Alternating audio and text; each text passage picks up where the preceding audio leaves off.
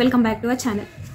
Actually ఇంకా ఎప్పుడైతే మనకు ఈ గ్రూప్ ఎగ్జామ్స్ గురించి నెక్స్ట్ నోటిఫికేషన్ గురించి న్యూస్ సర్క్యులేట్ అయిందో అప్పటి నుంచి అందరు ఇంకా అక్క ఏంటి గ్రూప్ 1కి ఇంటర్వ్యూ ఉంటుంది అంటున్నారు, గ్రూప్ 2కి కూడా ఇంటర్వ్యూ ఉంటుంది అంటున్నారు, గ్రూప్ 2కి మెయిన్స్ కూడా ఉంటుంది అని చెప్పేసి అంటున్నారు. అసలు ఇట్లాంటి సిచ్యువేషన్లో అసలు ఏం ప్రిపేర్ అవ్వాలి, మనం గ్రూప్ 1కి ప్రిపేర్ అవ్వాలా, గ్రూప్ 2కి ప్రిపేర్ అవ్వాలా, అసలు ఇంటర్వ్యూస్ ఉన్నాయంటేనే ప్రిపేర్ అవ్వాలని కూడా అనిపించట్లేదు అక్క, మీరు చెప్పండి అక్క దేనికి ప్రిపేర్ అవ్వాలి అని అంటే నేను అసలు దీనికి నేనేం చెప్పగలుగుతానండి. అంటే నార్మల్గా చెప్తున్నాను, ఇంటర్వ్యూస్ ఉన్నాయి అని అంటే ఫస్ట్ థింగ్ నాకు కూడా ఇంట్రెస్ట్ అయితే పోయింది. అది మీరు ఏమన్నా అనుకోండి, నాకు కూడా ఇంట్రెస్ట్ అయితే పోయింది. గ్రూప్ 1కి ఇంకా ఇంటర్వ్యూ ఉంది అని అంటే నేను యాక్చువల్లీ గ్రూప్ 1 మెయిన్స్ అప్పుడు చాలామంది అసలు ఎందుకు విపరీతంగా చదివారు అని చెప్పేసి అంటే అడిగితే వాళ్ళందరూ ఒకే మాట చెప్తారు. అండ్ నేను కూడా మీతో చాలాసార్లు చెప్పాను, మనకు గ్రూప్ 1లో ఇంటర్వ్యూ లేదు కాబట్టి మనకు మెయిన్స్ స్కోరే మనము 563లో ఉండమా అనేటువంటిది డిసైడింగ్ ఫ్యాక్టర్ మన మెయిన్స్ స్కోర్ అనమాట. సో అందుకని చెప్పేసి చాలామంది మీరు చాలా ఎక్కువ స్ట్రెస్ తీసుకున్నారు గ్రూప్ 1కి అది ఇది అంటే నేను అదే చెప్పాను, నేను ఒక ఓసీ క్యాండిడేట్ని, నాకు ఇప్పుడు ఎట్లా ఇంటర్వ్యూ లేదు కాబట్టి నేను ఆ టాప్లో ఉండాలి అని అంటే my main score is the main weapon for me అని చెప్పేసి చాలాసార్లు చెప్పాను అనమాట. సో ఆ మెయిన్స్ స్కోర్ వెపన్ లాగా ఉండాలి అని అంటే మంచి స్కోర్ రావాలి, compare to remaining aspirants we have to మంచిగా ప్రజెంట్ చేయాలి, మంచిగా రాయాలి. సో ఎట్లాగో అది పోయింది, గోల్డెన్ ఛాన్స్ అనేటువంటిది మనకు పోయింది. ఇంకా అది పోయింది అనాలో లేకపోతే ఇంకా ఫేట్ అనాలో ఏమనాలో నాకు దాని గురించి నిజంగా ఇప్పటికీ నాకు ఆ బాధే ఉంది. ఏంటి ఇంకా అంటే ఇప్పటికీ నేను ఇంకా క్వశ్చన్ మార్క్లోనే ఉంది. ఎందుకంటే నేనేంటిది అంటే నేను ఫస్ట్ నుంచి ఏమనుకున్నానంటే కంటెంట్ అనేటువంటిది కొంతమందికి మంచి కంటెంట్ ఉంటుంది. ఎట్లా అంటే యూపీఎస్సీకి ప్రిపేర్ అవుతున్న వాళ్ళు ఏంటిదంటే కొంచెం డెప్త్కి వెళ్తారు కంటెంట్. సో కంటెంట్ పరంగా మనకు ఉన్నప్పటికీ కూడా అక్కడ ఎవాల్యుయేటర్ని మనము ఆ ఎవాల్యుయేటర్ అనుకున్నటువంటి ఆన్సర్ కూడా మన పేపర్లో లేదనుకోండి, అది కూడా ఒక నెగిటివ్ అవుతుంది అనమాట. సో అందుకని డిస్క్రిప్టివ్ ఎగ్జామ్స్ రాయడానికి అందరూ భయపడతారు. నువ్వు ఎంత బాగా రాసినా కూడా రిజల్ట్స్ అనేటువంటిది యూ కాంట్ ఎక్స్పెక్ట్ అని చెప్పేసి కొంతమంది మంచిగా రాసినా కూడా అదే చూసారు కదా, ఇప్పుడు చాలా ఉంది, నేను దాని గురించి ఏమీ ప్రొలాంగ్ చేయదలుచుకోలేదు. కాకపోతే అదే చెప్తున్నాను కదా, మార్క్స్ అనేటువంటిది కంప్లీట్గా చాలా ఫ్యాక్టర్స్ ఉంటాయి. నువ్వు కష్టపడ్డది ఒక ఫ్యాక్టర్ అయితే దాని వెనకాల రెండు మూడు చాలా ఫ్యాక్టర్స్ ఉంటాయి. నీ పేపర్ ఎవరి దగ్గరికి వెళ్ళింది అనేటువంటిది, అంటే బాగా ఎక్స్పీరియన్స్ ఉన్న వాళ్ళ దగ్గరికి వెళ్ళిందా, లెస్ ఎక్స్పీరియన్స్ అంటే వాల్యుయేషన్లో లెస్ ఎక్స్పీరియన్స్ ఉన్న వాళ్ళ దగ్గరికి వెళ్ళిందా, అండ్ వాళ్ళ ఆ టైంకి వాళ్ళు ఎట్లా ఆలోచిస్తున్నారు అంటే చాలామంది అంటూ ఉంటారు కదా. సో ఎవాల్యుయేటర్ వాళ్ళ యొక్క మైండ్ సెట్ని బట్టి కూడా ఉంటుంది, కూల్గా ఉన్నప్పుడు ఒకలా, టెన్షన్గా ఉన్నప్పుడు ఒకలా. సో ఇవన్నీ ఫ్యాక్టర్స్ అనేటువంటివి కూడా ఉంటాయి మన మెయిన్స్ స్కోరులో. సో ఇవన్నీ పక్కకు పెట్టేస్తే నార్మల్గా రెండింటికి ఇంటర్వ్యూస్ ఉన్నాయి అని అన్నప్పుడు ఇప్పుడు గ్రూప్ 1కి ఒకదానికి ఇంటర్వ్యూ ఉండి గ్రూప్ 2 లేదు అని అంటే అందరు గ్రూప్ 2 మీదనే పడతారు. సో కానీ ఇప్పుడు ఏంటంటే గ్రూప్ 2కి కూడా ప్రిలిమ్స్ మెయిన్స్ ఇంటర్వ్యూ కనుక కండక్ట్ చేస్తే my better suggestion either choose one, either group 1 or group 2. ఈ టైంలో కూడా మనం అది చదివి అంటే నేనేమంటున్నానంటే నువ్వు చదువు, కంటెంట్ అనేటువంటి సేమ్ ఉన్నప్పుడు చదవాలి, అప్పుడు ఆ కంటెంట్ తోటి ఎగ్జామ్ కూడా రాయొద్దు అని నేను ఏనాడు చెప్పలేదు. 2 పడల మీద 2 కాళ్ళు వేస్తున్నావు అని ఎంతమంది ఎన్నిసార్లు అన్నా కూడా, కానీ మీ మనసులో మాత్రం ఒకటి టార్గెట్ పెట్టుకోండి, ఐదర్ గ్రూప్ 1 ఆర్ గ్రూప్ 2. మీరు రాయడము గ్రూప్ 3 గ్రూప్ 4 2 కంబైన్ చేసి ఇస్తారు అని చెప్పేసి కూడా అంటున్నారు కదా, మీరు అన్నీ రాయండి కానీ ఒకటే ఎయిమ్ ఫర్ 1, ఒకటే ప్రిపేర్ అవ్వండి. మనసులో గ్రూప్ 1 అని అనుకుంటే గ్రూప్ 1కి మాత్రమే ప్రిపేర్ అవ్వండి, మిగతా ఎగ్జామ్స్ కూడా దీని బేస్ తోటి రాయండి. సో అది నేను చెప్పేది. ఇప్పుడు ఎట్లా అంటే అట్లీస్ట్ ఇది రాలేదనుకో, ఈ మూడిట్లో లేదో ఒకటి వచ్చింది, ఆ రెండు అంటే గ్రూప్ 2 కంబైన్డ్ గ్రూప్ 3 గ్రూప్ 4లో, సో ఈ రెండిట్లో లేదో ఒకటి వచ్చింది అని చెప్పేసి అనుకోవచ్చు. సో అట్లా ఇప్పుడు మనకి ఏదో ఒక చిన్న జాబ్ వచ్చినా కూడా అందులో జాయిన్ అయిపోయి పెద్ద జాబ్ కోసం మనము మళ్ళీ ట్రై చేయొచ్చు. మరి దానికోసమే ఏం పెట్టి అసలు ఏమి రాయను అంటే మాత్రం కొంచెం అంటే అది కరెక్ట్ కాదు అని నా ఒపీనియన్ అనమాట. మీరు అన్నిటిగా రాయాలి. ఇప్పుడు గ్రూప్ 3 గ్రూప్ 4 కూడా కంబైన్ చేసినా కూడా చిన్న జాబ్ కదా నేను రాయను అని చెప్పేసి అనుకోండి. మీరు వెళ్ళకపోవడం అది మీ ఇష్టం, కానీ రాయడం మాత్రం రాయండి. మళ్ళీ వెళ్ళకపోవడం అంటే వేరే తిరిగి అనుకోవద్దు. ఎట్లా అంటే ఇన్ కేసు మీకు గ్రూప్ 1 ఇప్పుడు చాలా మందికి ఎట్లా అంటే పోస్టులు అనేటువంటి బ్యాక్లాగ్ వచ్చేసినాయి గ్రూప్ 4లో కూడా. సో నేనేమంటున్నానంటే ఇన్ కేసు మీరు సర్టిఫికేట్ వెరిఫికేషన్ అప్పుడు వెళ్ళకుండా ఉంటే సరిపోతుంది. ఇన్ కేసు మనకు 2-3 ఆప్షన్స్ వచ్చి అప్పుడు చిన్నదాన్ని వదిలేసుకుంటారు కాబట్టి అప్పుడు అంటే చిన్నదాన్ని కూడా మేము వెళ్ళలేము అని అనుకునే వాళ్ళు it's better don't go for DV అనమాట, డాక్యుమెంట్ వెరిఫికేషన్కి వెళ్ళకుండా. ఇదంతా అనదర్ మ్యాటర్. సో నా మెయిన్ ఉద్దేశం ఏంటిదంటే you apply for all exams but focus should be on only one exam.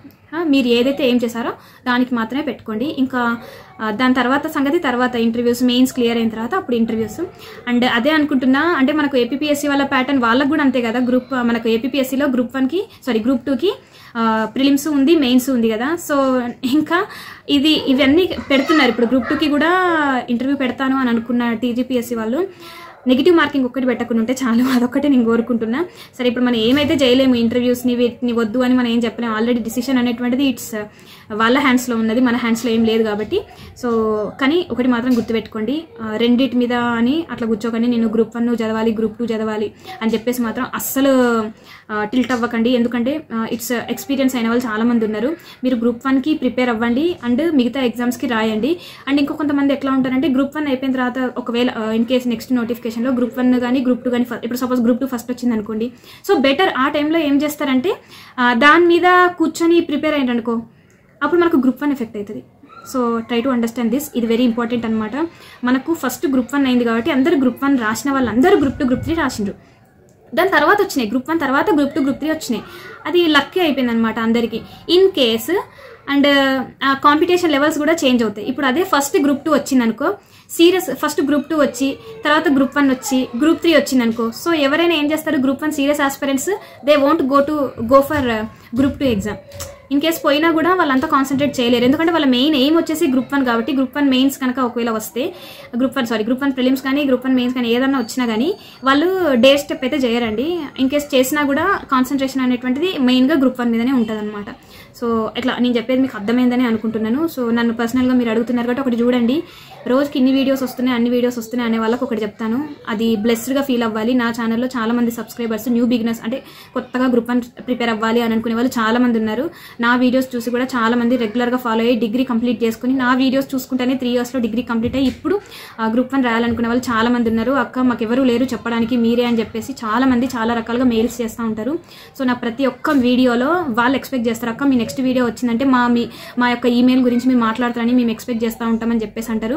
There are lot of emails అనమాట. టు బీ ఫ్రాంక్, ఆ emails అన్ని చూసి నాకు ఆన్సర్ చేయడానికి అక్కడ పెట్టే టైంని నేను ఒక వీడియో అనేటువంటిది తీసుకొని నాకు ఖాళీగా ఉన్న టైంలో ఎడిటింగ్ పెట్టుకొని, ఎడిటింగ్ అనేటువంటిది నేను ఒక దగ్గర కూర్చొని అయితే చేసేది కాదు కదా. సో ఎడిటింగ్ దాని పని అదైతేనే ఉంటుంది, నా పని నేను చూసుకుంటూ ఉంటాను. వీడియో అనేటువంటిది అప్లోడింగ్ అన్ని ప్యారలల్గా అవి జరుగుతూ ఉంటే నా రొటీన్లో నా పనులు అనేటువంటివి నాకు జరుగుతూ ఉంటాయి. తీరిక ఖాళీగా కూర్చొని వీడియోస్ అనేటువంటిది ప్రతిరోజు చేసే అంత టైము తీరిక నాకు లేదు.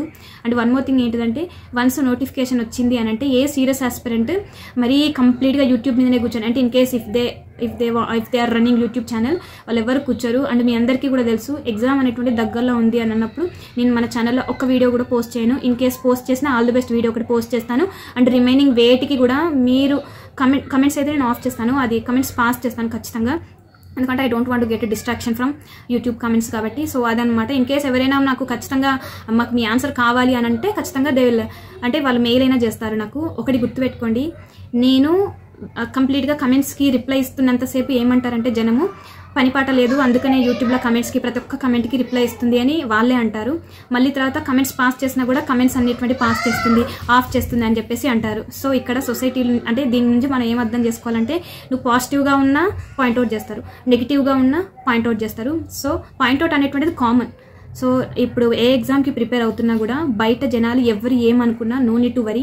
మీకు మీ మనసుకు ఏమి తోస్తే, ఏది చదవాలనిపిస్తే, ఏ ఎగ్జామ్ రాయాలనిపిస్తే అది మీరు నిశ్చింతగా ధైర్యంగా వెళ్ళండి. ఎవరో ఏదో అంటారు, వాళ్ళు నన్ను డిస్కరేజ్ చేస్తారు, నీకు రాలేదని చెప్పేసి పదే అంటారు అని అంటే అస్సలు ఎవ్వరి మాటలు వినకండి.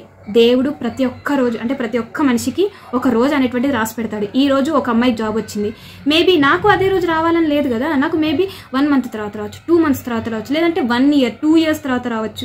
సో ఇట్ డిపెండ్స్, మన ఫేట్ని బట్టి ఉంటుంది అనమాట. So no need to worry about that. మీకు నచ్చినట్టు మీరు చేసుకుంటూ వెళ్ళండి. మన జీవితం ఇది, మనకు నచ్చినట్టు మనం ఉండాలి. వేరే వాళ్ళు ఎక్స్పెక్ట్ చేస్తున్నట్టు మనం ఉండలేము. మనము మన ఫ్యామిలీ వాళ్ళనే మనము ఏమంటాం సాటిస్ఫై చేయలేము. బయట ఇంకా సొసైటీలో ఉన్న ప్రతి ఒక్కరు వాళ్ళు మన గురించి ఎట్లా అనుకుంటున్నారు కదా అని అందరినీ మనము వాళ్ళకి నచ్చినట్టు ఉండాలి అనుకుంటే ఇట్స్ కంప్లీట్లీ రాంగ్. ఇది మన ఓన్ లైఫ్, మనకు నచ్చినట్టు మనం ఉండాలి. ఓకేనా? అంతేనండి. ఒకసారి ఆలోచించుకోండి, వెదర్ గ్రూప్ 1 గ్రూప్ 2 లేదు, మేము ఆల్రెడీ గ్రూప్ 1లో దెబ్బతిని ఉన్నాము, ఇంకా డిస్క్రిప్టివ్ మేము రాయలేము అని అనుకుంటే థింక్ చేయండి మళ్ళీ ఒకసారి.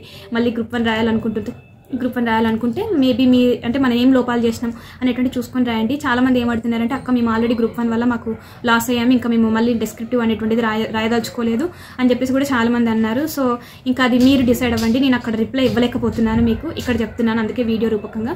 అప్పుడు చూసుకోండి, గ్రూప్ 2 అనేటువంటిది ప్రిపేర్ అవ్వాలంటే ఇప్పుడు ఈ గ్రూప్ 2లో కూడా ఇంటర్వ్యూ ఉంది అని అంటే, సో వీ హ్యావ్ టు బాగానే ప్రిపేర్ అవ్వాలన్నమాట. ఎందుకంటే ప్రిలిమ్స్ మెయిన్స్ 2 stages అనేటువంటి గ్రూప్ 2 ఇచ్చినప్పుడు అది కూడా టఫ్ కాంపిటీషన్ ఉంటుంది అనమాట.